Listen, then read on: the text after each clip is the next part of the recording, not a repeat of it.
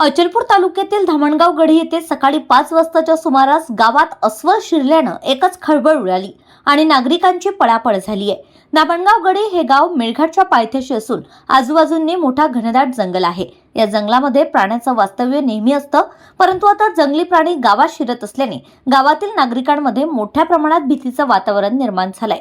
शेतकरी, शेतमजूर हे सुद्धा भीतीखाली वावरत असल्याचं दिसून येत आहे। पहाटेच्या सुमारास गावातील नागरिकांना अस्वल दिसल्यानं ती गोष्ट वाऱ्यासारखी गावात पसरली व नागरिकांची अस्वल पाहण्याकरता गर्दी जमायला सुरुवात झाली।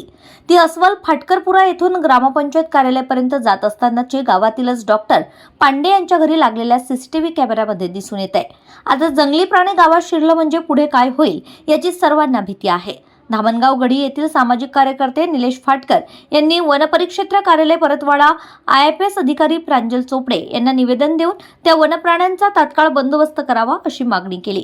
त्यांनी घटनेचं गांभीर्य लक्षात घेत तात्काळ वन विभागाची टीम धामणगाव गढी येथे पाठवली।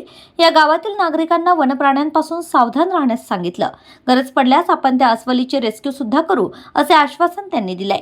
सकाळी 5च्या सुमारास गावातील नागरिक मॉर्निंग वॉक करिता मोठ्या प्रमाणात आपल्या घरातून बाहेर पडतात, परंतु गावात वनप्राण्यांचा वावर असल्याने आपण सकाळी लवकर घरातून निघणं टाळावं। जायचं असल्यास टीम करून जावं। एका व्यक्तीने घरातून पडू नये, जेणेकरून आपल्या जीवितास धोका निर्माण होणार नाही असा इशारा प्रशासनाच्या वतीने देण्यात आलाय। विजय काकडे, RCN न्यूज, अचलपूर, परतवाडा।